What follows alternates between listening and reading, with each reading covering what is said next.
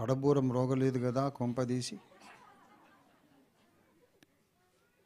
మమ్మల్ని ఇలా భయపెట్టక నాయనా, ఇంకా ఎత్తబడే సంఘంలో ఉండడానికి సాధన చేస్తున్నాం.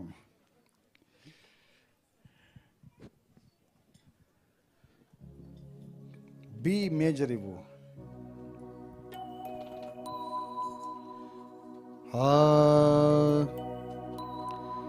యెరూషలేము యెహోవాయే కట్టుచున్నవాడని,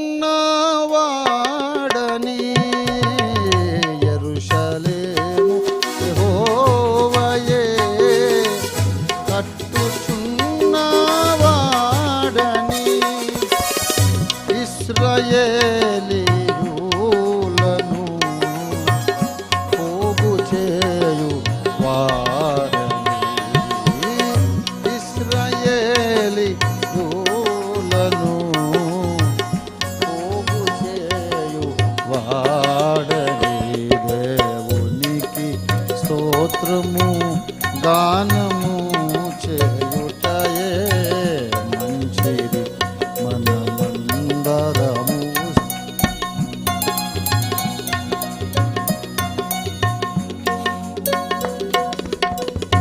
భూమికి తన యాజ్ఞను ఇచ్చువాడు ఆయనే, భూమికి తన ఆజ్ఞను ఇచ్చువాడు ఆయనే, వేగముగను దేవుని వాక్యము పరుగెత్తును, వేగముగను దేవుని వాక్యము పరుగెత్తును.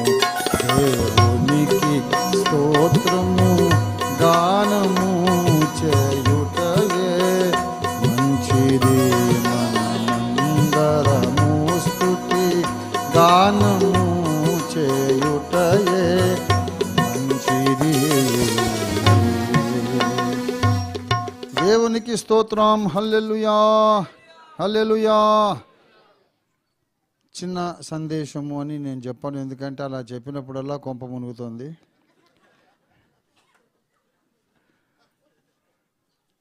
అలా చెప్పడమే పెద్ద ప్రమాద సూచిక.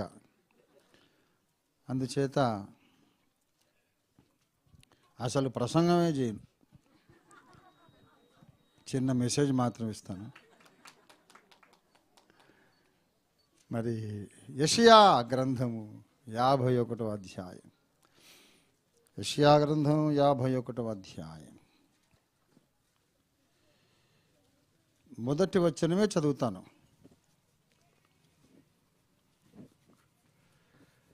నీతిని అనుసరించుచు యెహోవాను వెదుగుచూ నుండు వారలారా,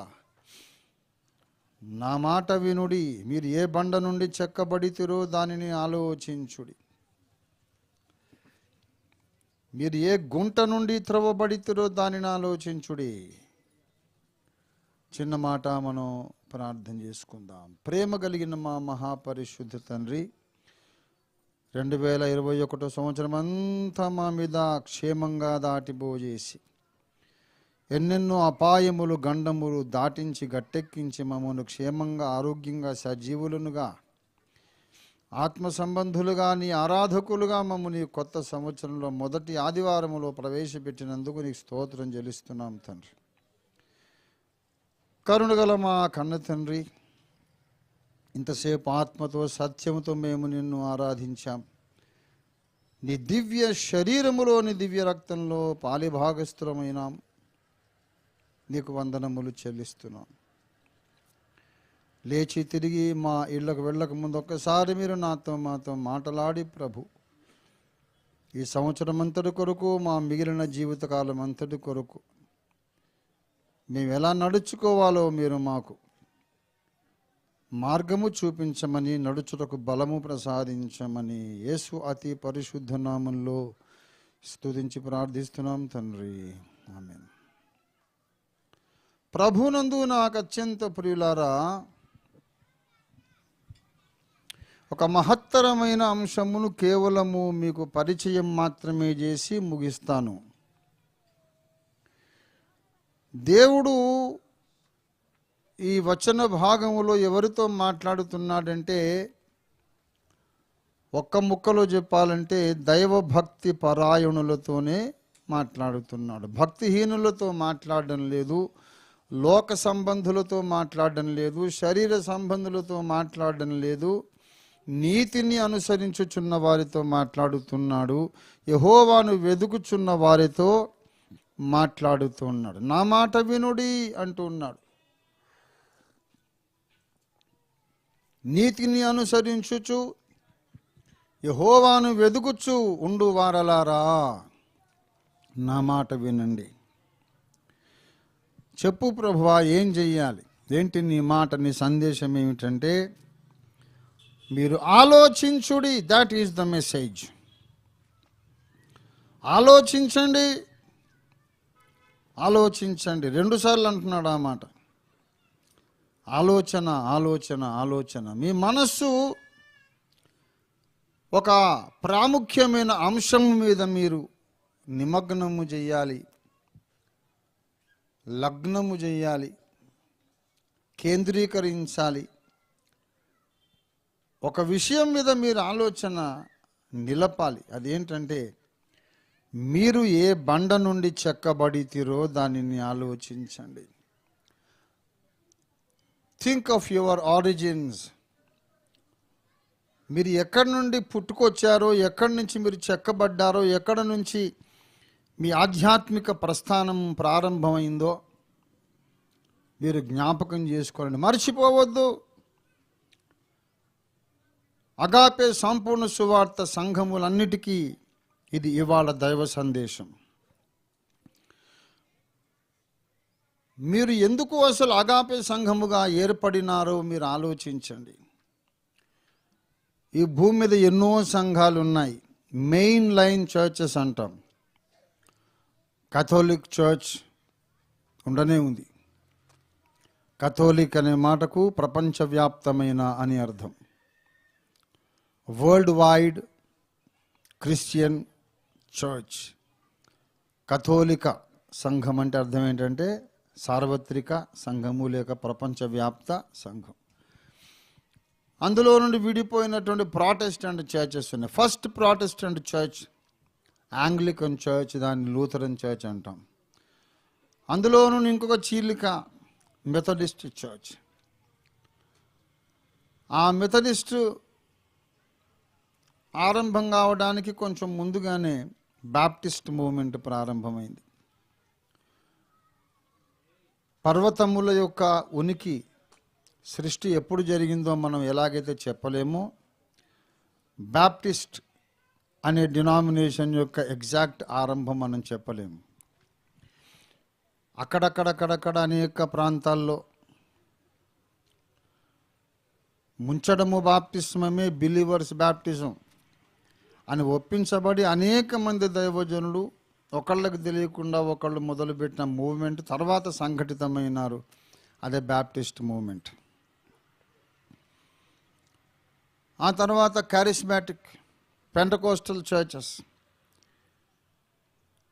ఈ వరములు, గందరగోళం ఇదంతా అక్కర్లేదు, రక్షణ పొందితే చాలు అని చెప్పే బ్రదరన్ చర్చెస్.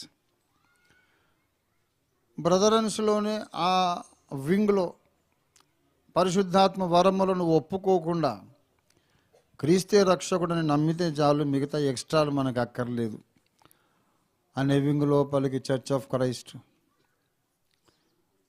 అందులోనే హెబ్రోను, ఇంకా చిన్న చిన్న గోదావరి డెల్టా మిషన్, లారన్ గారి సహవాసం, ఇలాంటి చాలా. కాదు, పరిశుద్ధాత్మ లేకుంటే మనం దేవునికి చెందిన వాళ్ళమే కాదు. ఆత్మ పొందాలి, అభిషేకం ఉండాలి, వరాలు ఉండాలి అని నమ్మిన పెంటకోస్టల్ ఆర్గనైజ్డ్ చర్చ్ ముందు సిలాన్ పెంటకోస్టల్ చర్చ్, అందులోంచి ఇండియా పెంటకోస్ట్ వచ్చింది, అందులోంచి మళ్ళీ WME world missionary evangelism Douglas memorial, అక్కడ నుండి మళ్ళీ మన్నా పెంటకోస్ట్ వచ్చింది. పెంటకోస్టల్ అండ్ నాన్ పెంటకోస్టల్ వింగ్స్లో ఉన్నటువంటి అనేక సహవాసాలు. నాన్ పెంటకోస్టల్ వింగ్స్లోకి గండిగుంట రాజబాబు గారు, ఆయన ఇవాంజలికల్ యూనియన్ యొక్క ప్రోడక్ట్, ఆయన EU ప్రోడక్ట్. ఆయనతో క్లోజ్గా సేవ చేసి ఉండినటువంటి అమ్మగారు అంశుమతి మేరీ అమ్మగారు పెంటకోస్టల్ బ్యాక్గ్రౌండ్. ఆ విభేదాలు ఏమి లేకుండా సేవ చేశారు. నేనున్నాను, I come from Pentecostal background. అలాగా పెంటకోస్టల్, నాన్ పెంటకోస్టల్ చిన్న చిన్న గ్రూప్స్ ఎన్నో లెక్కకు మిక్కిలిగా తయారైనాయి. పెంటకోస్టల్ గ్రూపులో నుంచే ఇండిపెండెంట్గా బయలుదేరి ఒక మహా సంస్థగా మారినటువంటి గొప్ప పరిచర్య యేసన్న గారి పరిచర్య. లక్షల మంది వారి ద్వారా ప్రభావితులైనారు. But he comes from Ceylon Pentecost. ఇన్ని డినామినేషన్లు ఉన్నాయి. రంజిత్ ఓఫీర్ గారు 1980లో దేవుని చేత సేవకు పిలువబడ్డారు. పోయి బ్యాప్టిస్ట్లో చేరొచ్చు. ఇటు అమ్మవైపు తాతయ్యలు వీళ్ళంతా బ్యాప్టిస్టు. పోని అద్దంకి ఇంటి పేరు మోసినందుకు అద్దంకోళ్ళు ఏదో ఉంటారుగా, అందులో చేరొచ్చు అంటే నాన్నగారు మెథడిస్ట్ బాయ్స్ హై స్కూల్లో నాన్నగారు స్టూడెంటు, తర్వాత టీచరు. తర్వాత నేను కూడా మెథడిస్ట్లో టెక్నికల్ ఇన్స్టిట్యూట్లో నేను స్టూడెంటు. తర్వాత నేను ఈసీఐలో జాబ్ చేసేటప్పుడు మాకు మంగళవారం హాలిడే. ఈసీఐఎల్ మంగళవారం వీక్లీ ఆఫ్. మరి ఆదివారం ప్రభుబల్లో ఉండాలి, ఆరాధన ఉండాలి కదా. సెంటనరీ మెథడిస్ట్ చర్చ్లో ఉదయం 6 గంటలకు ఒక ఇంగ్లీష్ సర్వీస్ అయ్యేది. 6 గంటలు కదన్నా, 6. అప్పుడు రవి జోసెఫ్ గారు నడిపించిన తర్వాత ఆయన బెంగళూరుకి వెళ్ళిపోయారు. After some time Jayavant Samuel garu కూడా టేకప్ చేశారు. మా మెథడిస్ట్ ఆరిజిన్ ప్రియకుమార్ అన్నది, అందుకే అక్కడికి వెరిఫై చేసుకుంటున్నా. మేము మెథడిస్ట్ వాళ్ళం. అందులో పోయి చేరితే నన్ను ఘన స్వాగతం పలికేవాళ్ళు. ఎందుకంటే నాంపల్లి చాపల్ రోడ్డు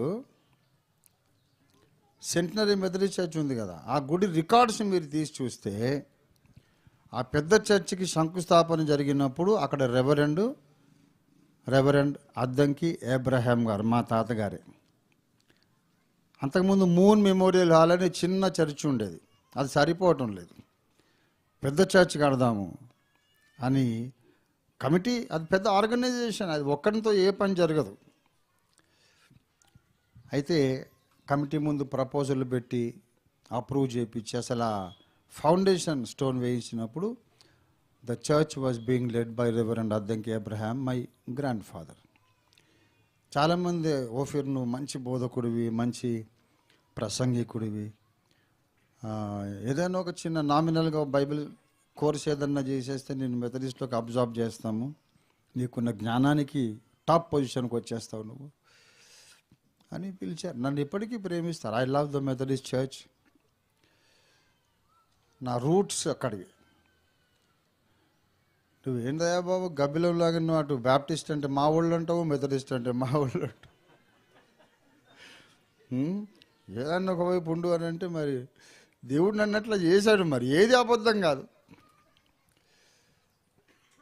ఇప్పుడు జేకబ్ తాతగారేమో రామపట్నం బైబిల్ సెమినరీలో ఆయన బైబిల్ అధ్యాపకులు.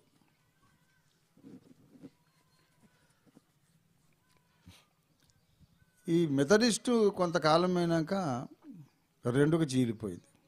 వెస్లీ మెథడిస్టు వచ్చి ఈ వెస్లియన్ సంఘానికి బిషప్గా రెవరెండ్ పాసినెట్ దొర గారు వచ్చారు. ఇక ఆయనకు పెద్ద దర్శనం. కొరింథులో ఉన్న దేవుని సంఘము అన్నట్టు, గలతీయలో ఉన్న దేవుని సంఘం అన్నట్టు, ఇండియాలో ఉన్న దేవుని సంఘం అని ఎందుకు అనకూడదు? ఎన్ని డినామినేషన్లు ఎందుకు? అందరూ యేసయ్యని ఆరాధిస్తున్నారుగా. కాబట్టి పాసినెట్ దొరగారి దర్శనం అది. ఎంత బిగ్ విజన్ చూడండి. అన్ని డినామినేషన్లు కలిసి ఒకటే బోర్డు కిందకి రావాలి. ఇండియాలో ఉన్న దేవుని సంఘం, రోమాలో ఉన్న దేవుని సంఘము, కొరింథులో ఉన్న దేవుని సంఘము, గలతీయలో, ఎఫెసులో ఉన్న దేవుని సంఘం, అట్నట్టు ఇండియాలో ఉన్న క్రైస్తవ సంఘం, ద చర్చ్ ఆఫ్ ఇండియా. ఖతం. ఇంకా రెండో పేరు వద్దని పాసినెట్ దొరగారు ఆయన కట్టించింది ఈ మెథడిస్ట్ మన మెదక్ దేవాలయం. మహానుభావుడు. అందరినీ పిలిచి మీటింగ్ పెడితే నార్త్ ఇండియాలోనే జరిగింది. చర్చ్ ఆఫ్ ఇండియా అని బ్యాప్టిస్టు, మెథడిస్ట్ అందరినీ పిలిచాడు ఆయన. పెంతెకోస్తు అందరినీ పిలిచాడు, అందరం కలిసి ఉందామని. ఇక దొరగారి ముందు కాదని లేక ఓకే అని ఒప్పుకున్నట్టు చేశారు. వెళ్ళిపోయిన తర్వాత నార్త్ వాళ్ళకి ఏంటంటే కొంచెం గర్వమా, సౌత్ వాళ్ళతో ఉండము మేము, వాళ్ళు ద్రవిడియన్స్, మేము ఆర్యుల సంతానం అన్నట్టు వాళ్ళకు సుపీరియర్ ఫీల్ అయ్యారు.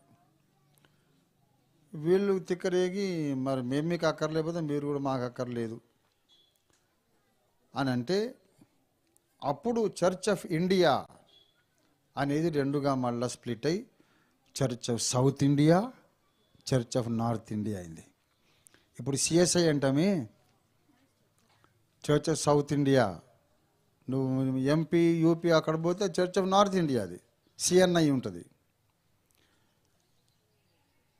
ఆ తర్వాత ఇక మీరు church of north, church of south అన్న తర్వాత ఇక మళ్ళీ మా కలిసి ఉండేది ఎందుకండి? ఇక మరి మాకు అన్ని భాషలు వస్తాయి, మీరేమో దూషిస్తున్నారు కదా అని ఒకడొకడొకడు మళ్ళీ వేరు కుంపట్లు పెట్టుకొని మళ్ళీ 100 డినామినేషన్లు అయింది. ఆ తర్వాతనే కదా నేను పుట్టాను. దానికంతా నేను బాధ్యుణ్ణి కాదు. ఇది చరిత్ర. దానికి ఏమన్నా నేను బాధ్యున్నా చెప్పండి? ఈ గందరగోళం అంతా ఉన్న తర్వాత నేను పుట్టా. సరే, ఏదో వచ్చి దాన్ని చదువుకున్న, దేవుని చేత పిలువబడ్డాను. ఇక నేను ఈ సిఎస్ఐ గురించి ఎందుకు చెప్పానంటే, రెవరెండ్ అద్దంకి డేవిడ్ గారు, మా నాన్నగారు చిన్నాన్నగారు సిఎస్ఐలో రెవరెండు. నాన్నగారేమో మెథడిస్టు. అందులోకి పోయినా నాకు ప్రవేశం ఉంది, ఎక్కడైనా ప్రవేశం ఉంది. నన్ను కాదనే వాళ్ళు ఎవరు లేరు. ఇప్పుడు నన్ను వెనక ఎవరైనా దూషించవచ్చు, విమర్శించవచ్చు, ఏమైనా చేయొచ్చు. కానీ నేను కనబడ్డ తర్వాత వద్దంటాడు ఒక్కడు లేడు, ఒక్కరు కూడా ఉండరు. నేను వచ్చిన తర్వాత ఓ వెల్కమ్ బ్రదర్ అని కనీసం ఫేస్ వాల్యూ కొరకైనా మాట్లాడతారు. సో సిఎస్ఐ నాదే. అద్దంకి దావీద్ గారు నిజామాబాద్ డయాసిస్ కానీ, మెదక్ డయాసిస్ కానీ, డోర్నకల్ డయాసిస్ కానీ ఆయన ఘనమైన సేవ చేశారు. ఇప్పటికీ కూడా ఇప్పుడు ఇక్కడ మొయినాబాదు, నార్సింగి అక్కడ పేరు మోగిపోతుంది. అద్దంకి రంజిత్ తోఫీర్ అని అంటే ఆ రంజిత్ తోఫీర్ అనే పేరు ఎవడు పట్టించుకోడు. ఇక్కడ అద్దంకి అనే పేరు చూసి ఊర్లు కలిసి కథలు వస్తారు. అద్దంకి వారు వచ్చారట చూడాలని, ముఖం చూడాలని వస్తారన్నమాట. ఇప్పటికీ కూడా ఉంది ఆ ప్రభావం. ఎక్కడైనా నేను ఒక సంస్థలో చేరిపోతే కంఫర్టబుల్ లివింగ్ ఉండేది నాకు ఒక మంచి మిషన్ కాంపౌండ్లో, ఒక మంచి మిషన్ బంగాళా కానీ, ఒక పదవి కానీ, మంచి ఆదాయము కానీ, గౌరవం కానీ, రిస్క్ లేదు, రిస్క్ ఫ్రీ లైఫ్. ఎక్కడో దగ్గర ఇరుక్కొని ఉండిపోక ఈ పోరాటం ఏమిటి, కొత్త సంఘం ఎందుకు పెట్టినట్టు, యథార్థవాది లోక విరోధి అని లోకమంతా శత్రువుని చేసుకొని ఈ దెబ్బలు తినడం ఏంటి, విమర్శలు ఎదుర్కోవడం ఏంటి, ఫ్యామిలీ కుప్పగూలిపోవడం ఏంటి, అప్పుల పాలు కావడం ఏంటి. రంజిత్ తోఫీర్ గారు ఇంత మేధావి, కనీసం సుఖంగా బ్రతికే చేత కాలేదండి. ఇంత జ్ఞానం ఉండి ఏమి లాభం, అంత జీవితమే సమస్యల వల్ల ఏం చేసుకున్నాడు. అసలు మళ్ళా ఓఫీర్ మినిస్ట్రీస్ ఎందుకండి బాబు? ఇప్పుడు మినిస్ట్రీ మొదలు పెడితే ఒక మెథడిస్ట్ సంఘము, బ్యాప్టిస్ట్ సంఘము, లూథరన్ సంఘం, ప్రపంచవ్యాప్త ఆ లెవెల్కి రాగలమా? ఎప్పటికి వస్తాను? అది వందల సంవత్సరాల నుంచి ఉన్నటువంటి వ్యవస్థ. నేనేమో ఇవాళ పుట్టుకొచ్చా.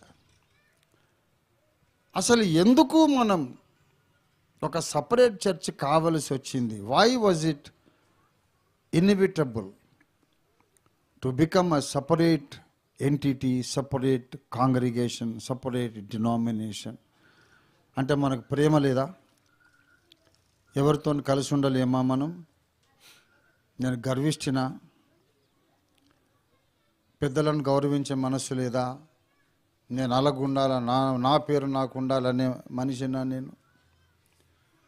మరి ఎందుకొరకు వేరేగా మనం ఉండాల్సి వచ్చిందంటే, మనము ఒక బండలో నుండి చెక్కబడినాము. అది మనం జ్ఞాపకం పెట్టుకోవాలి. ఈ బండ ఏం బండ అంటే అది ప్రత్యక్షత అనే బండ. మత్తయి సువార్త 16వ అధ్యాయము. యేసునాథుడు ఒక అద్భుతమైన మాట అన్నాడు. దయచేసి 18వ వచనం.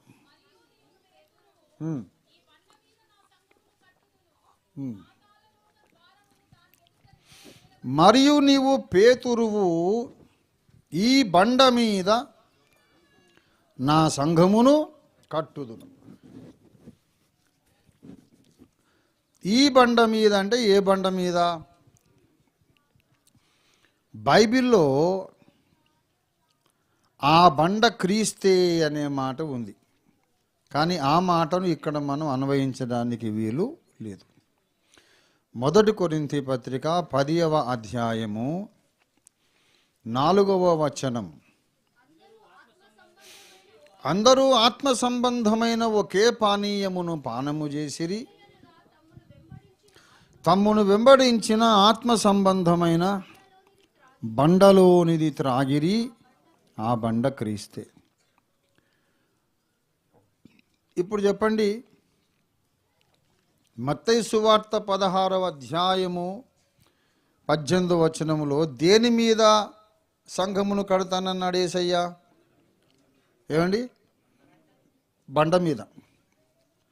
మరి 1 కొరింథీ 10వ అధ్యాయంలో మనం చూసాము ఆ బండ గనక క్రీస్తు అనే బండ మీద సంఘమును కట్టుచున్నాడని కొంతమంది ప్రసంగాలు చేసేశారు, కంక్లూజన్ ఇచ్చేశారు. అది అటర్లీ రాంగ్. ఆ బండ క్రీస్తు అనేది కాంటెక్స్ట్ వేరు. సంఘ నిర్మాణము జరుగుతున్నప్పుడు ఉన్న ఈ బండ వేరు. ఎందుకు అంటే సంఘము ఒక బండ మీద కట్టబడుతుంది. బాగా వినాల, సంఘం ఒక బండ మీద కట్టబడుతుంది. అయితే ఆ బండ మీద సంఘాన్ని కట్టుచున్న నిర్మాణకుడు ఎవరు చెప్పాలి? నేను కట్టుదును అన్నాడు. మేస్త్రి గారు ఎవరు? క్రీస్తు. ఇప్పుడు నువ్వు బండ క్రీస్తు అంటున్నావు.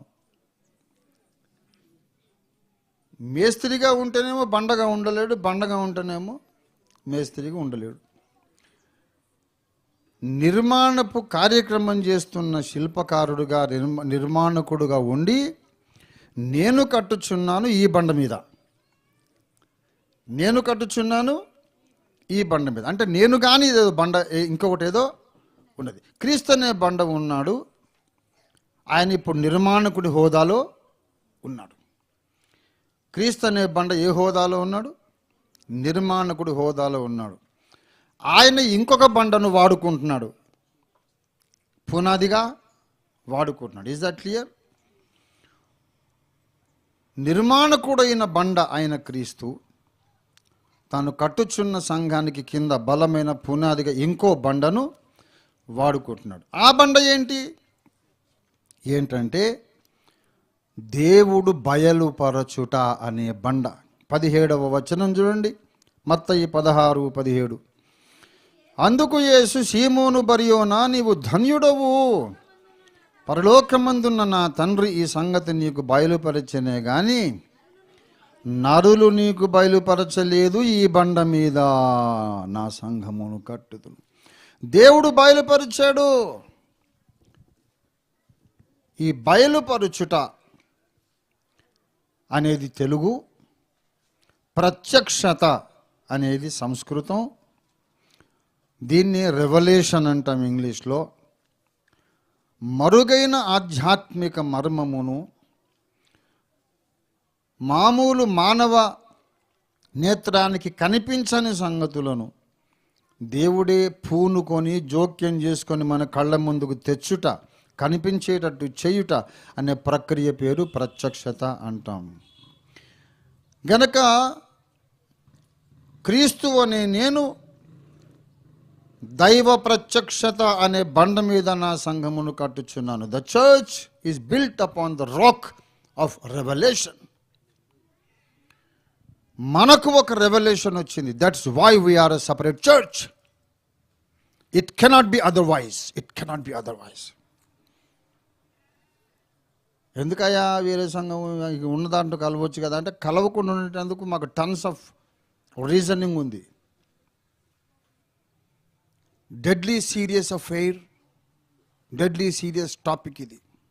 అందుకే ఆలోచించుడి, दिमाग लड़ाओ, सोचो, समझने की कोशिश करो, याद रखने की कोशिश करो. You are not a separate church just without any reason. అందరితో కలిసి ఉండలేకంటే ఇప్పటికీ నేను బయటకు వచ్చి సేవ చేసి 42 సంవత్సరాలు ఇప్పటికి కూర్చుంటలేస్తే నేను మా తాతలను తలుచుకుంటా. బ్యాప్టిస్ట్ అంట, పెంతెకోస్తు అంట, బైబిల్ మిషన్ అంట. నాకు చచ్చేంత ఇష్టం బైబిల్ మిషన్ అంటే. దేవదాస్ సాయి గారిని విమర్శించి నెట్లో ఏదో అప్లోడ్ చేస్తే చంపి పారేస్తానని చెప్పాను. ఎవడరా నువ్వు దేవదాస్ సాయి గారి జోలి? నేను బైబిల్ మిషన్ వాడిని కాదు. నేను చెప్పాను, దేవదాస్ సాయి గారిని మీరు దూషిస్తే బైబిల్ మిషన్ వాళ్ళు ఏమన్నారు, వాళ్ళు మంచోళ్ళు. కానీ నేను మంచోడిని కాదే, నేను వరంగలోని. ఏం చేస్తానో నాకే తెలియదు. జాగ్రత్త, ఖబర్దార్, నోరు గట్టిగా మూసుకొని కూర్చోండి. ఆ మహానుభావుని కాళ్ళు వేసుకొని పనికిరావురా నువ్వు పంది అని తిట్టా. ఆయన ఎక్కడ, మనం ఎక్కడ? నన్ను తిట్టు పర్లేదు, నన్ను తిడితే నేను ధారాలాగా తిట్టించుకుంటా, కమ్మగా ఉంటుంది నాకు. బా ఇట్లనే నేను అందాం అనుకున్నాను. నన్ను నేను అన్నా, నువ్వు బలాన్నవే తిట్టు అని చెప్పి. కాక నేను నన్ను తిట్టిన వాళ్ళని ఎప్పుడు నేను అసలు ఎప్పుడే అనలేదు. కానీ దేవదాస్ అయ్య గారిని, భక్త సింగయ్య గారిని తిడితే మాత్రం మీకు ఎవ్వరికి రానంత కోపం వస్తుంది నాకు. ఎవరు అన్నారు, నీకు అంత చచ్చేంత ఇష్టం ఉన్నప్పుడు పోయి బైబిల్ మిషన్ చేరొచ్చు కదా అని అన్నారు. నేనన్నా, మరి నాది ఇప్పుడు బైబిల్ మిషన్ కాకపోతే నాదేమన్నా ఖురాన్ మిషనా? బైబిల్ మిషన్ హీ తో హై మేరా. ఇటు ఖురాన్ మిషన్ కాదు, రామాయణ మిషన్ కాదు.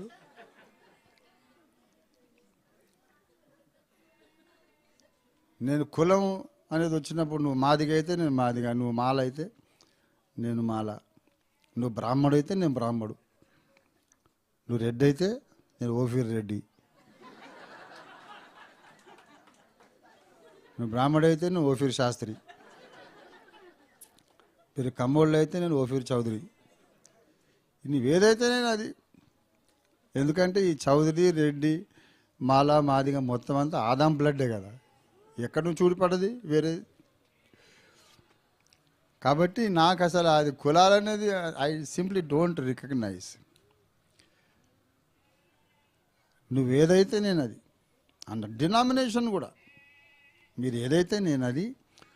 ఒక్కటే ఒక ఎక్సెప్షన్, యెహోవా సాక్షులు మాకు చుట్టాలు కాదు. నేను చెప్తున్నా, ఎన్నోసార్లు చెప్పాను. వాటితో ఒక క్షణము కూడా నేను చుట్టరికం చేయలేను. అది యేసు దేవుడు కాదన్నాక వాడేం చుట్టమండి నాకు? వాడు క్రిస్టియనే కాదు, యేసుప్రభు దేవుడు కాదంటాడు, ఇంకా వాడేం క్రైస్తవుడు? కాబట్టి వాడు నాకు ఒక ముస్లిం సోదరుడు, హిందూ సోదరుడు ఎట్లనో వాడు ఇంకో మతంలో ఉన్న సోదరుడు అంతే. He is not a Christian. With that sole exception అన్ని డినామినేషన్స్ నావే, అన్ని కులాలు నావే. మరి అలాంటప్పుడు ఎందులోనో ఒక దాంట్లో దూరిపోక నువ్వు వేరేగా ఎందుకు పెట్టుకున్నావు అంటే దానికి 2 రీజన్స్.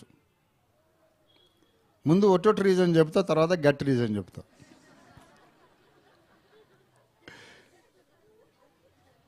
ఒట్టొట్టి రీజన్ ఏంటంటే, ఇన్నింటిలో దేంట్లో ఒక దాంట్లో దూరొచ్చు అన్నావు కదా.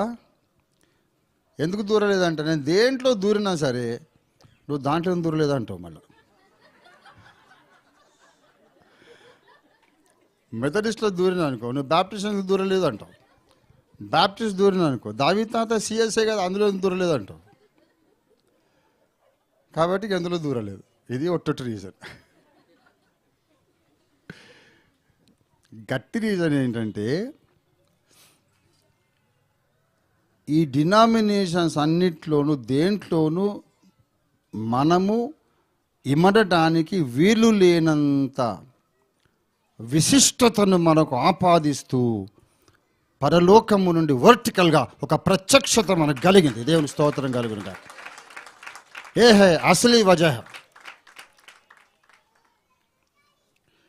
మీకేదో బాగలేదని విన్నాం కదా.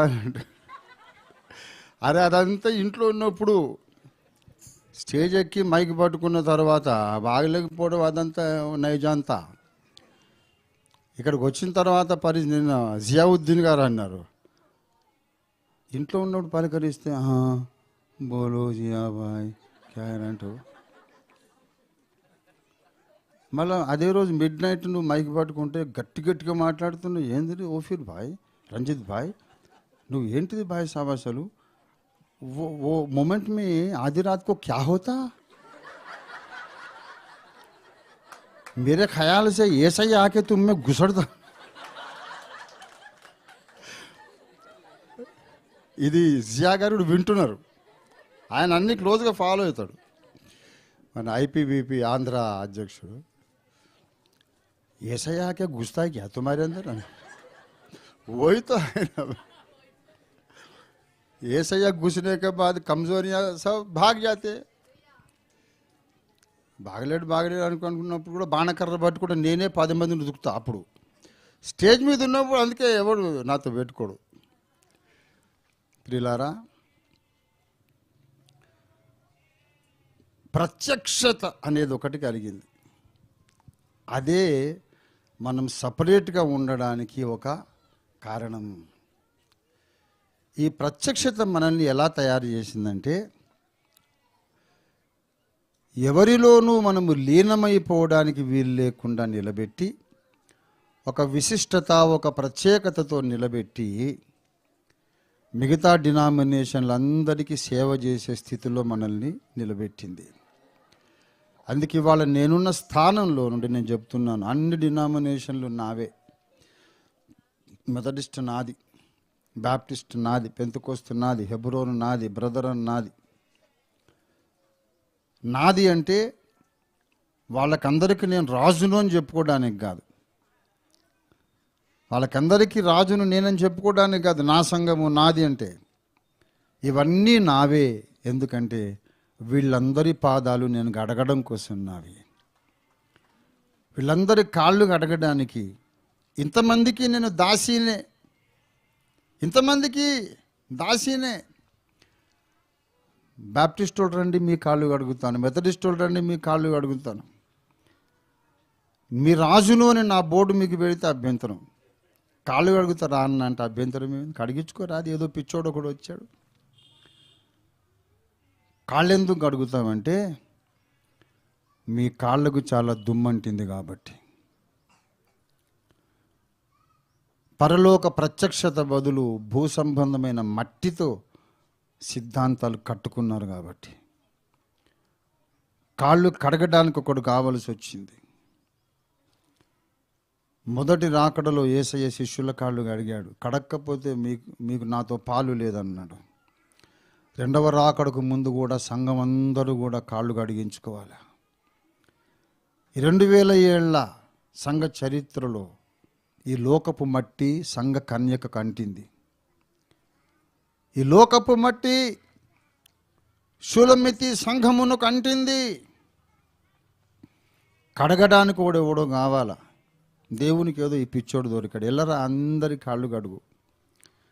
మీరెవరైనా సరే నేను మీ కాళ్ళు కడుగుతాను అంటే మొదట గొప్పగా ఫీల్ అవుతాడు. అర్థమైన తర్వాత అది కూడా గుచ్చుకుంటుంది వాడికి. అంటే వీడు కడిగితే తప్ప నా కాళ్ళకున్న మురికి పోదా. మరి అదే నీ కర్మ, అదే నా అదృష్టం. I want to wash every once feet. నాకు ఇక్కడ ఎవరు ఏమి కిరీటాలు పెట్టక్కర్లేదు, నాకెవరు ఏమి అవార్డులు ఇవ్వక్కర్లేదు. అన్ని డినామినేషన్ల యొక్క కాళ్ళు బాగా కడిగేవరా అని యేసయ్య నన్ను న్యాయపీఠం ముందు మెచ్చుకుంటే చాలు. దేవుని స్తోత్రం కలుగును గాక. అందరి కాళ్ళు కడగడానికి సామర్థ్యం ఎందుకు వచ్చిందంటే ఇది అసలైనటువంటి కిటుకు. ఒక ప్రత్యక్షత కలిగింది. ఈ బండ మీద నా సంఘమును కట్టుదని అన్నాడు కదా. ఆ బండ, ఆ ప్రత్యక్షత అనేది మనకు కలిగింది. ఆ ప్రత్యక్షత అనే బండలో నుండి చెక్కబడినటువంటి అంత్యకాలపు దేవుని ఆయుధమే అగాపే సంపూర్ణ సువార్త సంఘం. దేవునికి స్తోత్రం కలుగును గాక. ఒక మహత్తరమైన అంశాన్ని మీకు జస్ట్ పరిచయం చేసి వదిలేస్తానన్నాను. ఇక్కడ వదిలేస్తే మంచిది. ఇక దాన్ని ఇప్పుడే ముగించాలని పంతం మీద కూర్చున్నాను అనుకోండి, ఆపరేషన్ నాకు అది మీకు అందరికి కావాల్సి వస్తుంది. అంత ఘోరమైనటువంటి సవిస్తరమైన అంశం ఇది. ప్రియులారా, మరి ఇంతటితో ముగించాలని నేను అనుకుంటున్నాను కనుక దేవునికి స్తోత్రం చెల్లిద్దాం. హల్లెలూయా.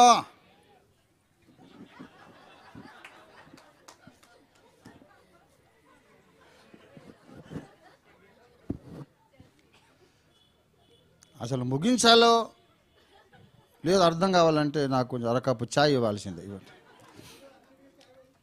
వాక్యమును యాకోబుకు తెలియజేసిన వాడని, వాక్యమును యాకోబుకు తెలియజేసిన వాడని, ఏ జనముకి లాగునా చేసి ఉండాలేదని,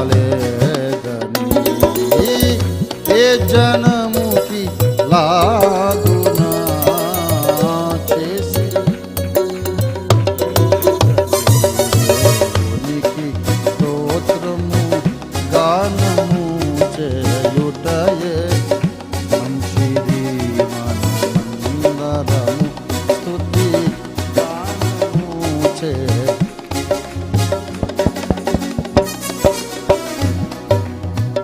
పర్వతములలో గాడిని పశువులకు మొలిపించును, పర్వతములకు మొలిపించును, అరచు పిల్ల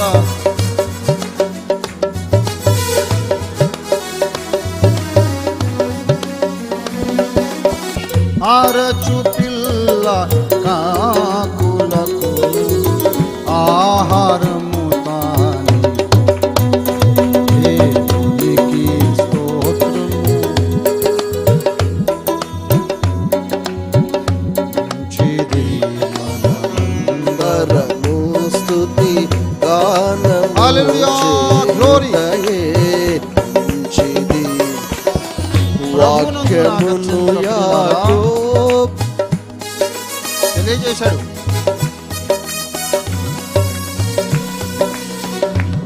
యాకోబు తెలియజేస్తాడు. దేవునికి స్తోత్రం. హల్లెలూయా. మంచిది.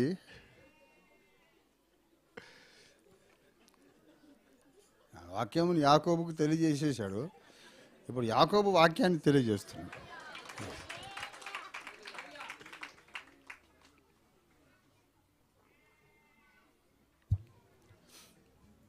దేవుని సేవ చేయాలని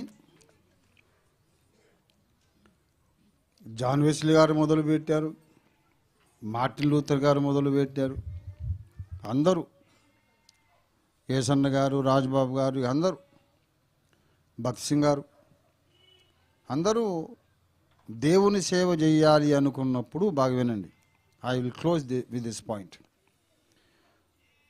అనుకున్నప్పుడు వాళ్ళు ఏం చేద్దాం అనుకుని బయలుదేరారో మీరు నాకు చెప్పండి. నశించుచున్న ఆత్మలను రక్షణలోనికి నడిపించు. అందరికి అదే భారమా కదా? ఎవరైనా సరే, ఇంకా వేరే భారం ఏముంది? మరి ఎవరిని వలనను రక్షణ కలగదు. ఆకాశము క్రింద మనుషుల్లో భూమి మీద ఇయ్యబడిన ఏ నామమునను మనము రక్షణ పొందలేము.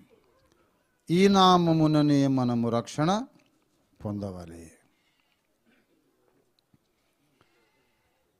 జాన్ వెస్లీ గారికి అదే భారం, భక్త్ సింగ్ గారికి అదే భారం. ఇక వీరు వారు అననేలా సేవకు వచ్చిన ప్రతి ఒక్కరు కూడా కాస్త అటు ఇటుగా ఒకటే సందేశం హృదయంలో నోట్లో పెట్టుకొని వచ్చారు.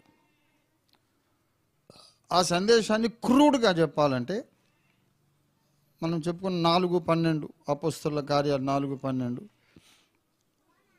స్థూలంగా చెప్పాలంటే యేసయ్యను నమ్ముకుంటే పరలోకము మోక్షము గ్యారంటీ. యేసయ్యను నమ్ముకోకపోతే చాలా మంచోళ్ళకైనా సరే నరకం గ్యారంటీ. ఇది సందేశం. This is the message. If you believe on the Lord Jesus Christ, salvation is guaranteed. If you don't want to believe on the Lord Jesus Christ, your eternal doom, eternal destruction, damnation is guaranteed, even though you think you are living a righteous life. నేను అబద్ధం ఆడను, వ్యభిచారం చేయను, దొంగతనం చేయను, ఇంకేం చేయను, చాలా మంచిగా నీతిగా బ్రతుకుతా అన్ను అనుకున్నా సరే, మంచిగా బతికినా సరే, ఒక్క పాపకార్యం కూడా నువ్వు చేయకపోయినా సరే, స్వభావ పాపం ఉన్నది గనుక, జన్మతోనే నీలో పాప మరణాల నియమం ఉన్నది గనుక యేసును నువ్వు చేర్చుకోకపోతే నీ హృదయంలో guarantee you will go to hell, even though నువ్వు గొప్ప నీతిమంతునిగా నువ్వు బ్రతికినప్పటికీ కూడా. యేసును నమ్ముకుంటే పరలోకం గ్యారంటీ, యేసును పక్కన పెడితే నరకం గ్యారంటీ. ఇది సువార్త. ఎవరైనా ఇది చెప్పడానికే బయలుదేరారు. కానీ మనం చెప్పినటువంటి సువార్తను ప్రజలు విన్నారు. విని, అయ్యా నేను యేసయ్యను నమ్ముకుంటానయ్యా, ఇప్పుడు తర్వాత ఏం చేయాలి చెప్పండి అని అడుగుతారా లేదా? పెంతెకోస్తు పండగ నాడు మేడగది దగ్గర అందరు అడగలేదు, సహోదరులారా మేమేమీ చెయ్యాలా? అడిగారుగా. ఫిలిప్పీ చెరసాల అధిపతి అడగలేదు, అయ్యలారా రక్షణ పొందుటకు నేనేమి చేయాలి? సువార్త విన్నప్పుడు ప్రజలు అడుగుతారు. అప్పుడు మనం ఏం చెప్తామంటే, నమ్మి బాప్తిస్మం పొందువాడు రక్షింపబడును. అది కూడా బాగానే ఉంది. మరి నమ్మాను, మరి బాప్తిస్మం మరి ఇవ్వండి సార్, అక్కడ మొదలు. మరి వీడికి ఏం బాప్తిస్మం ఇవ్వాలా? ఆల్రెడీ 3 రకాల బాప్తిస్మాలు ఉన్నాయి. ముంచడం ఇవ్వాలనా, చిలకరించడం ఇవ్వాలా, లేకుంటే అది ఇది కాకుండా జెండా కింద దాటి వెళ్తూ సాల్వేషన్ ఆర్మీ లాగా ప్రమాణం చేయాలన్నా? ఈ మూడిట్లో ఏదన్నా అంటే ఏదన్నా ఇచ్చుకోవచ్చు సార్. ఏదన్నా ఎట్లా ఇచ్చుకుంటావా? బస్ స్టాండ్ పోయి బోర్డు చూసి బస్సు ఎక్కుతావా? ఏ బస్సు ఎక్కినా ఒకటి అనుకుంటావా? అక్కడ సేవకులందరూ ఏమనుకున్నారంటే, నేను పుట్టకముందే ఈ విభేదాలు ఉన్నాయి గనుక, నేను పుట్టకముందు ఇన్ని రకాల బాప్తిస్మాలు ఉన్నాయి గనుక ఇందులో ఏది ఇచ్చినా చెల్లుతుంది, ఏది ఇచ్చినా ఈక్వల్లీ గుడ్, దీనిని పరిష్కరించలేను. చిలకరింపించినోడికి అది రైటు, ముంచడం ఇచ్చినోడికి ఇది రైటు, జెండా కిందోడికి అది రైటు. అది పెద్ద ముఖ్యం కాదు. దీన్ని పరిష్కారం ఇప్పుడు నా వల్ల కాదు. ఏదో ఒక సిస్టంలో ఇరికిపోదామని అందరూ అనుకున్నారు. రంజిత్ తోఫీర్ ఒక్కడే అలాగ అనుకోలేదంతే. That is what made me special and separate and above everyone else. Above everyone else. నాకొక్కనికి వేరే తలంపు వచ్చింది. అరే 3 రకాల బాప్తిస్మాలు అన్ని రైట్ ఎట్లా అవుతాయండి? 2 రేళ్ళు ఎంత అని అన్నాము అంటే ఎన్నెన్ను కావచ్చు సార్? అంత నారో మైండెడ్గా ఉండొద్దు. 2 రేళ్ళు అనేది ఒకనికి ఒక దృష్టిలో 3 అని అంటాడు వాడు. మనం కాదనకూడదు. ఎందుకంటే మీరు తొందరపడి దేనికి తీర్పు తీర్చొద్దని యేసయ్య చెప్పాడు. 2 రేళ్ళు ఎంత అంటే వీడు 3 అన్నాడు, వాడు 8 అన్నాడు, వాడు 9 అన్నాడు, వాడు 93 అన్నాడు. అందరూ రైటే. అంటే వీడు తప్పకుండా ఎర్రగడ్డ మెంటల్ హాస్పిటల్ ఉండాల్సిన కేసు ఇది. ఏ ప్రశ్నకైనా ఒక రైట్ ఆన్సర్ ఉంటుంది. 2 2s are ఎంత చెప్పండి? 4. ఒక రాంగ్ ఆన్సర్ చెప్పండి? ఇన్ఫినిటీ. ఈ రైట్ తప్ప ఏది చెప్పినా రాంగే. కొన్ని వేల లక్షల రాంగ్ ఆన్సర్స్ చెప్పొచ్చు. రైట్ ఆన్సర్ అయితే ఒకటే ఉంటుంది. అయినా తలకాయలో గుజ్జు ఎట్టిపోయింది. అన్ని రైట్ ఎట్లా అంటావు నువ్వు? ఒక మాట, పౌలు భక్తుడే ఇవాళ బ్రతికి ఉంటే ఆయన దగ్గరికి వచ్చి ప్రజలు అయ్యా మాకు బాప్తిసం ఇవ్వమంటే అని ఏ బాప్తిసం ఇస్తాడు? 3 ఇస్తాడా? లేకుంటే వాళ్ళ ఛాయిస్ అడుగుతాడా? బాప్తిసం ఇస్తాను సార్ చెప్పండి, మీకు పర్లేదంటే ముంచడం ఇస్తా, చలి పెడుతుందంటే చిలకరింపిస్తా.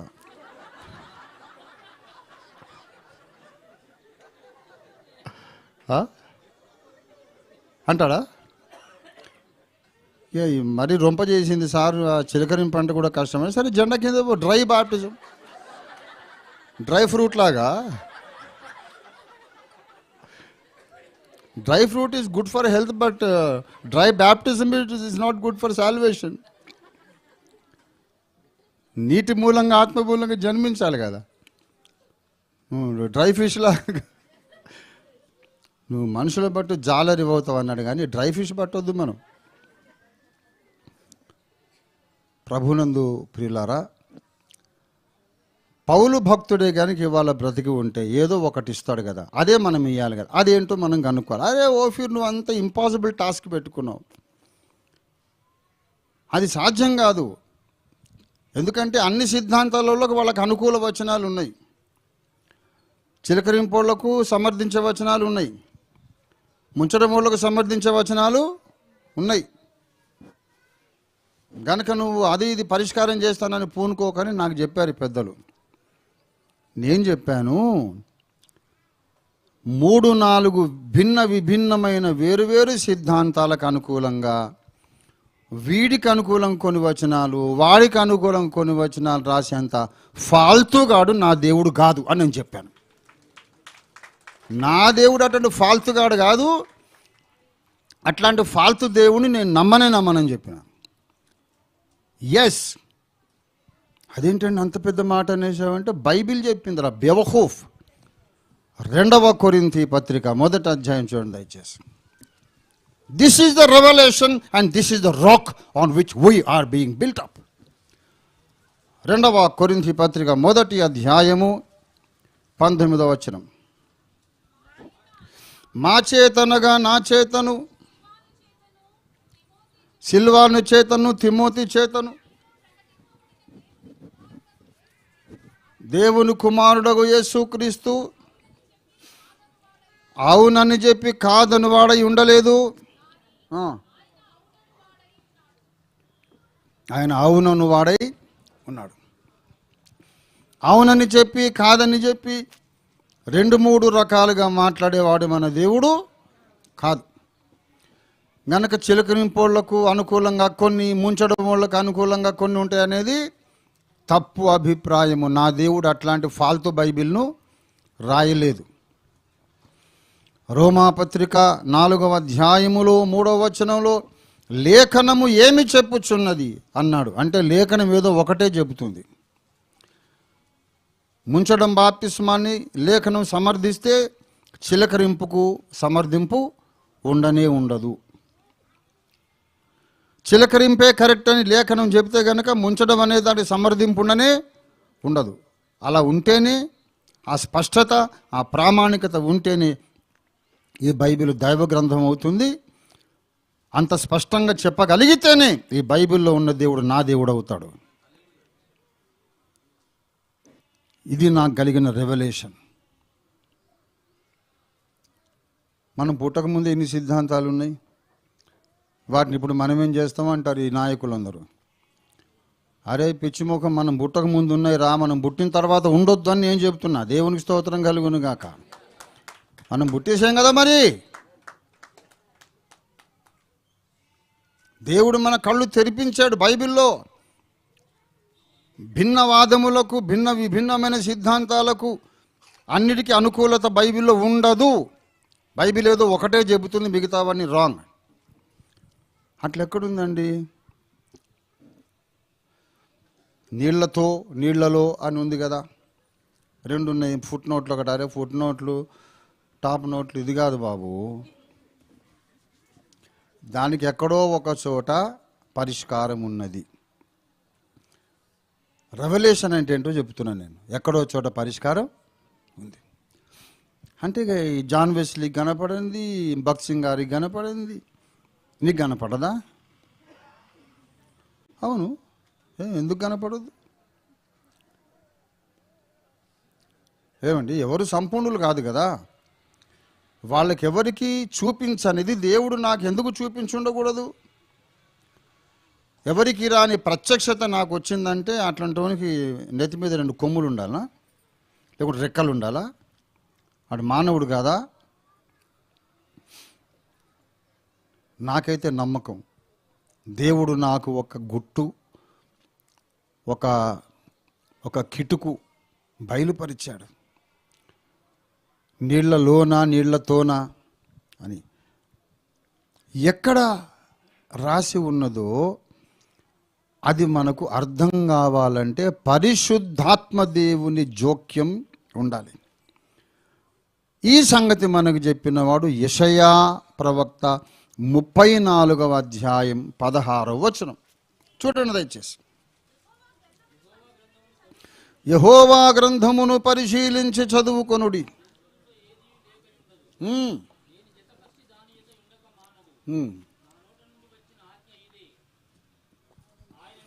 యెహోవా గ్రంథమును ఎలా చదువుకోవాలంట? పరిశీలించి చదువుకొనుడి. ఆ జంతువులు అంటే బైబిల్లో కొన్ని జంతువులు ఉంటాయట. జంతువులే కాదు, పక్షులు కూడా ఉంటాయట. బైబిల్ బాగా చదువుకుంటే, పరిశీలనగా చదువుకుంటే దేన్ని జతపక్షి దాని యొద్ద ఉండక, నా నోట నుండి వచ్చిన ఆజ్ఞ ఇదే, ఆయన నోటి ఊపిరి వాటిని పోగు చెయ్యును. దేవుని నోటి ఊపిరి అనగా అర్థం ఏంటి తెలుసా?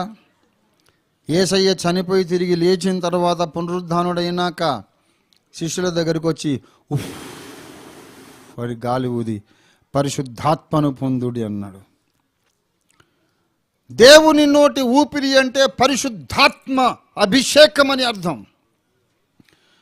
దేవుని గ్రంథములో ప్రతి వచనానికి ఇంకో వచనము జతపక్షి ఉంటుంది. జతపక్షి ఏదైతే జంటగా దేవుడు నిర్మించినాడో, జతలుగా దేవుడు సృష్టించినాడో, అందులో ఒకటి దొరికితే ప్రయోజనం లేదు, 2 ఉంటేనే ప్రయోజనం కలుగుతుంది. ఫర్ ఎగ్జాంపుల్, చెప్పుల ఫ్యాక్టరీలో కుడి కాలు కోటి ఎడమ కాలు కోటి 2 చెప్పులు తయారు చేస్తారా, లేకుంటే ఒక్కొక్కటి తయారు చేస్తారా? ఈ చెప్పుల జత ఎంత సారిదంటే 500 అంటే, అవునా 2 ఒకటి? రెండు సార్. అవునా, 500కి రెండు ఇస్తారా? ఒక్కటి చాలు సార్. వచ్చేటప్పుడు ఎడమ కాలు చెప్పు తెగిపోయింది, అదొక్కటి ఇస్తే చాలు. అదొకటి ఇస్తా సార్, ఈ మిగిలిన దాంతో నీ ముఖం మీద కొడతా పిచ్చోడా. ఇంకో నేనేం చేసుకోవాలి, నెత్తిని పెట్టుకుని ఊరే కదా. తీసుకుంటే రెండు తీసుకో, లేకుంటే ఇక్కడి నుంచి వెళ్ళిపో. అంతేగాని ఒక చెప్పు బేరం ఏమైనా ఆడతాడా? ఒకటి తీసుకుంటే ఇంకోటి ఎందుకు, పనికి రాదు. రన్నింగ్ బస్ ఎక్కుతాం ఒక్కోసారి. నేను చాలాసార్లు ఎక్కాను రన్నింగ్ బస్, ఇంకా రన్నింగ్ ట్రైన్ కూడా ఎక్కాను. మొన్న 50 ఏళ్ళు వచ్చిన తర్వాత 60 ఏళ్ళు వచ్చినా కూడా ఎక్కాను. రన్నింగ్ ఫ్లైట్ ఒక్కటే ఎక్కలేదు అనుకో, వీలు కాక. వీలైతే అది కూడా ఎక్కుతాం మనం.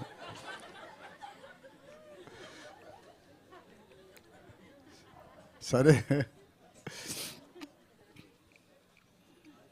కొన్నిసార్లు అట్లా కూడా జరిగింది. రన్నింగ్ ఫ్లైట్ ఏం కాదు కానీ నేను లేటు పోయి ప్రార్థన చేస్తే నా కొరకు అది ఆగిందనమాట. అట్లాంటి అద్భుతాలు కూడా దేవుడు చేశాడు. సరే, ఇప్పుడు రన్నింగ్ బస్ ఎక్కేటప్పుడు ఒక్కోసారి ఏమైందంటే పరిగెత్తి పరిగెత్తి పరిగెత్తి ఆ రాడ్ పట్టుకొని ఒక కాలు పెడతాం, ఇంకో కాలు గాల్లో ఉంటుంది. ఆ చెప్పు జారిపోయింది అనుకో. అవునా?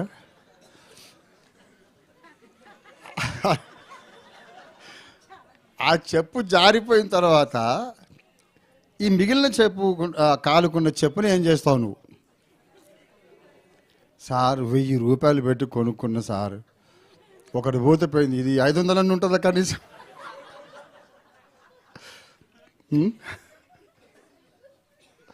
ఎవడైనా అది ఉంచుకుంటాడా? అది దిగే స్టేజ్ వచ్చిన తర్వాత ఓ కాలికే చెప్పు పెట్టుకొని ఇంకో కాలికి ఏం లేకుండా నడుచుకొని కష్టపడి ఇంటికి భార్య అడుగుతుంది, ఏంది ఒక చెప్పు. రన్నింగ్ బస్ ఎక్కేటప్పుడు ఒకటి మరి అది ఎందుకు తెచ్చుకున్నాం అంటే, మరి పైసలు పెట్టి కొనుక్కున్నాం కదా. ఆ జత కొన్నప్పుడు 1000 రూపాయలు కదా అమ్మాయి, ఇది 500 ఉంటుందా ఇది కనీసం?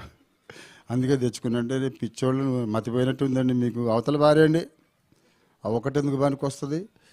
ఉంటే 2 ఉంటే అది ఉపయోగకరం, ఒకటే ఉంటే ఉపయోగం కాదు. ఎందుకంటే తయారీలోనే అది జతగా తయారు చేయబడింది. దేవుని స్తోత్రం కలుగును గాక.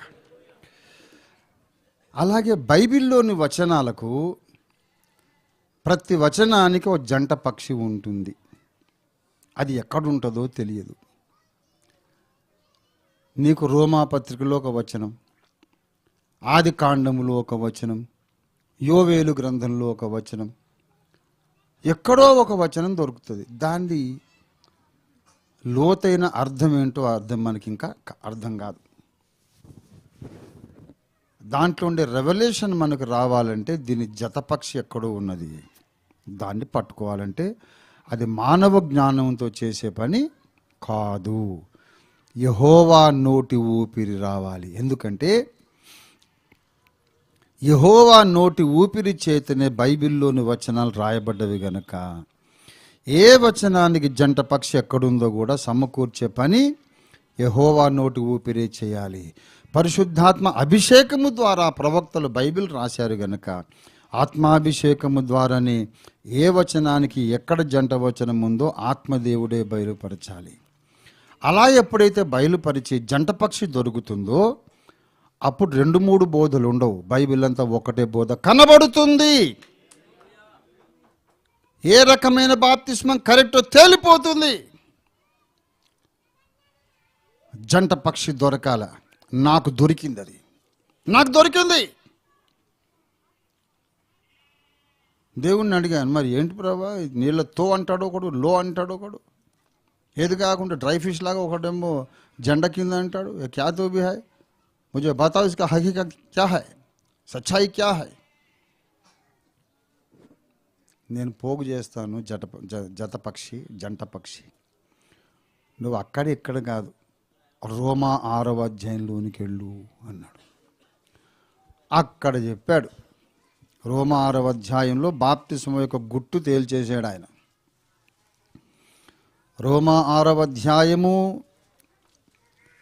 5వ వచనం, మరియు ఆయన మరణము యొక్క సాదృశ్యమందు ఆయనతో ఐక్యము గలవారమైన ఎడల ఆయన పునరుద్ధానము యొక్క సాదృశ్యమందును ఆయనతో ఐక్యము గలవారమైందు. యేసయ్య నన్ను అడిగాడండి, నా ముందుకు వచ్చి నిలబడి, సాదృశ్యం అంటే అర్థం ఏంటో తెలుసా బాబు అని అడిగాడు. కొద్ది గొప్ప తెలుగు చదువుకున్నా కదా యేసయ్య, మా నాయన వద్దంటున్నా సరే తెలుగే చదివాను. సా ప్లస్ దృశ్యము అంటే అటువంటి దృశ్యము, సాదృశ్యం అంటే దానిని పోలిన దృశ్యము. Very good. మరి మరణము యొక్క సాదృశ్యము, పునరుత్థానము యొక్క సాదృశ్యం, ఈ రెండు బాప్తిస్మములో ఉండాలి. అంటే ఒక మనిషి చచ్చిపోయినట్టు సమాధిలో పెట్టబడ్డట్టు ఒక పోలిక కనపడాలి. సమాధి లోపల ఉన్నవాడు మళ్ళీ బయటకు వచ్చినట్టు పోలిక కనపడాలా. యేసు చనిపోయి పాతి పెట్టబడ్డ ఒక పోలిక, సమాధి లోపల నుంచి కనబడకుండా ఉన్నవాడు మళ్ళీ బయటకు వచ్చి కనబడినట్టు ఒక పోలిక. ఈ రెండు కలిసి దేంట్లో ఉంటే అదే రైట్ బ్యాప్టిజం బాబు. చిలకరింపులో అట్లాంటి పోలిక ఉందా అని అడిగాడు యేసయ్య. చిలకరిస్తుంటే ఒక మనిషి చనిపోయినట్టు ఉండదు, పాతి పెట్టబడినట్టు ఉండదు, బయటకు వచ్చినట్టు ఉండదు. మరి ఏ బాప్తిస్మంలో రెండు పోలికలు ఉంటాయి? చచ్చుట, పాతి పెట్టబడుట, మళ్ళా పైకి లేచుట ముంచడంబులో మాత్రమే. అదే వాక్య సారాంశము. నువ్వు ఇదే బాప్తిస్మం నువ్వు పాటించాలి, నేర్పించాలి. అంత స్పష్టంగా జతపక్షుల ఆధారంగా ప్రతి వివాదాస్పదమైన విషయంలో అసలు సత్యం ఏంటో ఎలా బయటికి తీయాలో యెహోవా నోటి ఊపిరి చేత నాకు ప్రత్యక్షత కలిగింది గనుక నేను ఎవరిలోనూ ఇమడలేకపోయాను. ఇవాళ అందరి కాళ్ళు కడగగలిగే దాసిని కాగలిగాను. That is what made Ophir ministries necessary and possible and unique. సమझ गए बात. ఒక టైం వస్తుంది, ప్రపంచ డినామినేషన్లు ఎవరైనా సరే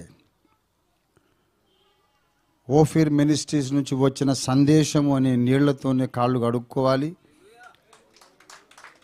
అప్పుడే రాజకుమార పుత్రిక పాదరక్షలతో నీవెంత అందంగా నడుస్తున్నావమ్మా అనే సంఘ కన్యకను దేవుడు పెళ్లి చేసుకుంటాడు. ఓఫీరు బంగారంతో అలంకరించబడటం అంటే ఇదే. దేవునికి స్తోత్రం కలుగునుగాక. అందుకు మనం సపరేట్గా ఉన్నాం. కొత్త సంవత్సరంలో మనం ప్రవేశించేటప్పుడు ఇక ఇట్లాగే ప్రతి విషయంలో దేవుడు ఎలాగ నాకు సత్యం చూపించాడు. ఇప్పుడు చెప్పాలంటే ఇది వారాల తరబడి అయిపోద్ది ప్రసంగం, కానీ అవన్నీ అవసరం లేదు. మనమంటూ ఎవరితోనూ కలవడానికి వీలు లేకుండా ప్రత్యేకంగా ఉండాల్సిన అవసరం ఏంటంటే స్పష్టముగా ఇదే సత్యము, ఇదే దారి, ఇదే మార్గం, ఇందులోనే నడవాలి అనే సిద్ధాంత స్పష్టత మనకు కలగడానికి ఒక రెవల్యూషన్, ఒక ప్రత్యక్షత దేవుడు మనకు అనుగ్రహించాడు. ఆ బండలో నుండి మనం చెక్కబడ్డాము గనుక ఇవాళ ఓఫిర్ మినిస్ట్రీస్ ప్రపంచానికి అవసరమైనటువంటి ఒక పరిచర్య. ఇది దేవుడు చాపిన హస్తము. దేవునికి స్తోత్రం కలుగునుగాక. హల్లెలూయా. ఇంత ఉన్నతమైనటువంటి స్థితికి దేవుడు నిన్ను తెచ్చాడు గనక నీవు మామూలు మనిషిలాగా ఆలోచించొద్దు. నీ స్టాండర్డ్స్ వేరు, నీ విధేయత ఇంకా ఉన్నతంగా ఉండాలా, నీ నమ్మకత్వం, విశ్వసనీయత ఇంకా ఉన్నతంగా ఉండాలా, నువ్వు దేవుణ్ణి ప్రేమించే విధానం ఇంకా ఉన్నతంగా ఉండాలా. You are not an ordinary Christian because you are in no ordinary church. నీవున్న సంఘము సామాన్యమైనది కాదు. నువ్వు కాస్త ఒళ్ళు దగ్గర పెట్టుకొని జాగ్రత్తగా ఆలోచించాలి. నువ్వేం ఉన్నావో జాగ్రత్త, ఏం మాట్లాడుతున్నావో జాగ్రత్త, నీ ఏకాంత జీవితం జాగ్రత్త, నీ స్నేహితులతో నువ్వు మాట్లాడేటప్పుడు జాగ్రత్త.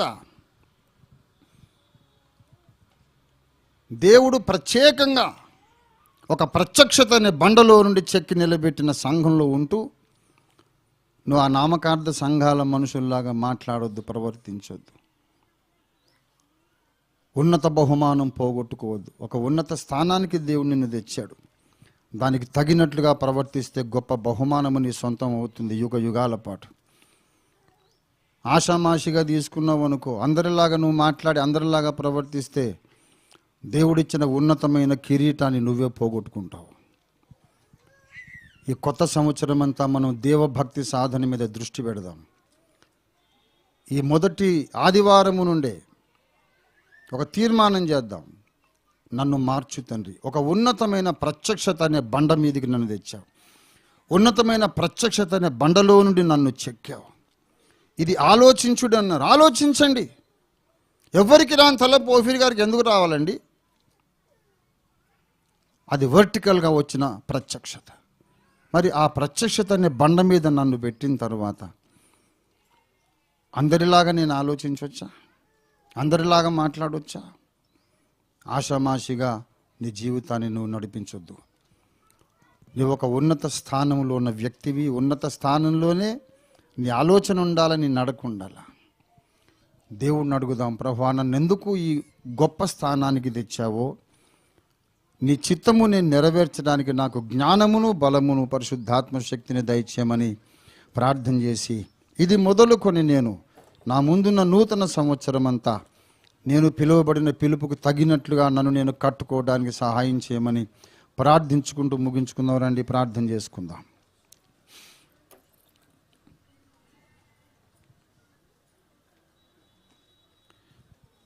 యెహోవా నోటి ఊపిరి ఏ సంఘములో సంచరిస్తూ జతపక్షులన్నింటినీ ఒక దగ్గరికి చేర్చి కూర్చి లేఖనములోని ప్రామాణిక స్వరాన్ని ఎక్కడైతే బయలుపరుస్తూ ఉన్నాడో ఆ యెహోవా నోటు ఊపిరి సంచరించుచు ప్రత్యక్షతలు కలిగించుచున్న సంఘమే ఓఫీర్ మినిస్ట్రీస్ ఇంటర్నేషనల్. అదే అగాపే సంపూర్ణ సువార్త సంఘం. You have committed a grave mistake in thinking and talking like any other Christian. చాలా ఘోరమైన పొరపాటు చేసావు నువ్వు. నీ విధేయత, నీ నమ్మకత్వం ఇతర విశ్వాసులను మించిన స్థాయిలో ఉండాలి. ప్రార్థన చేయండి. ప్రభువా నేను పిలువబడిన పిలుపుకు యోగ్యముగా నడుచుకున్నట్టుగా నాకు సహాయం చేయమని అందరం ప్రార్థన చేద్దాం. ఈ ఉన్నతమైన బండలోనికి, ఈ బండ మీదికి మనల్ని తీసుకుని వచ్చి ప్రత్యక్షత బండ నుండి మనల్ని చెక్కినందుకు మన రెండు చేతులు ఆకాశము తట్టు పైకెత్తి ప్రభువును కొంత సమయం స్తుతించుకొని ఆరాధించుకుందాం. ఓ రారాబా షహుందర రియాదరాబరాసి హల్లెలూయా రిఖాబారా హురరాబారా సఖందరరాబరాసి హల్లెలూయా హల్లెలూయా హల్లెలూయా హల్లెలూయా రిహంబర రదరబా శిఖర్ యరందరరాబరాసి హల్లెలూయా.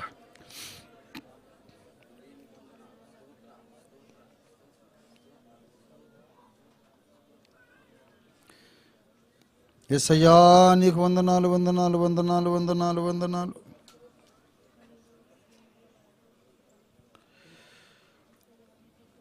స్తుతి స్తుతి స్తుతి స్తుతి స్తుతి స్తుతి స్తుతి స్తుతి.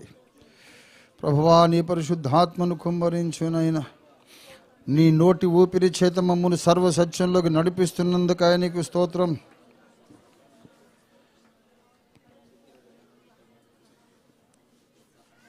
మేము నడవాల్సిన మార్గం ఏదో మాకు అనుదినము చూపించి నేర్పించి నడిపించు తండ్రి, నీకు వందనాలు.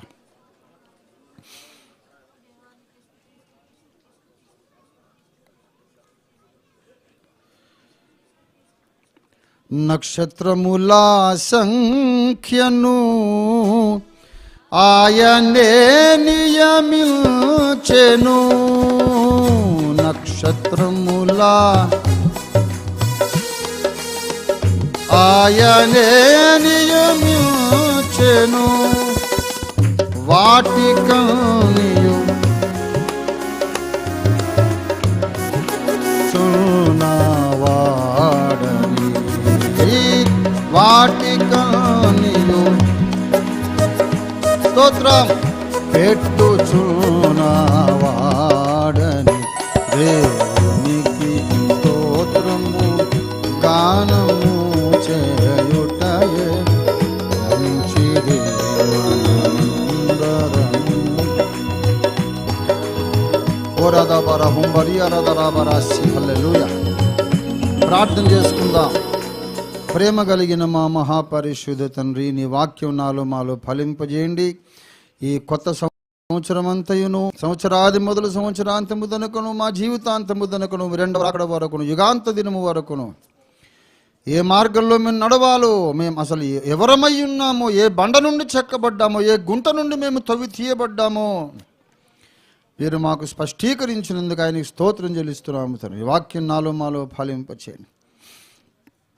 సార్వత్రిక సంఘం అంతటిని కొలిక్కి తేవడానికి నన్ను మమ్మను బలపరిచి ఈ కొత్త సంవత్సరంతో వాడుకోబోతున్నందుకు ఆయనకి స్తోత్రాలు చెల్లించి మైళ్ళకు మమ్మను క్షేమంగా చేర్చి మళ్ళీ వచ్చే ఆదివారం రెట్టించిన అభిషేకంతో మళ్ళీ మమ్మల్ని ఆరాధన స్థలానికి నడిపించమని, మా దేశమును నీ ప్రజలందరినీ కోవిడ్ 3rd వేవ్ నుంచి మీరే కాపాడి తప్పించి విడిపించమని మా తండ్రి నీ సన్నిధి మాకు తోడుగా అనుగ్రహించి వారం మధ్యలో ఉండే నియామక కూటాల్లో కూడా మేము నమ్మకస్తులమే పాల్గొనే కృప దయచేయమని యేసు పరిశుద్ధ నామంలో స్తుతించి ప్రార్థిస్తున్నాం తండ్రి. మన తండ్రి అయిన దేవాది దేవుని శాశ్వత ప్రేమయు సర్వ జగత్ రక్షకుడైన యేసునాథుని అనంత కృపయు పరిశుద్ధాత్మ దేవుని తోడి దివ్య మనోహర సహవాసమును చేరున్న మనకందరకు భూలోకమందున్న సత్య ప్రేమికులు, సత్య సంబంధులందరికీ సదాకాలము తోడయుండి దేవుని సంకల్పానుసారమైన సేవలో ముందుకు నడిపించును గాక. ఆమేన్ ఆమేన్ ఆమేన్. యేసు రక్తమునికే జై. ప్రభు యేసు రక్తమునికే జై. ప్రభు యేసు నామమునకు సంపూర్ణ జయం కలుగును గాక. అపవాదికి నివాని సమస్త కార్యములకు అనంత నాశనము కలుగును గాక.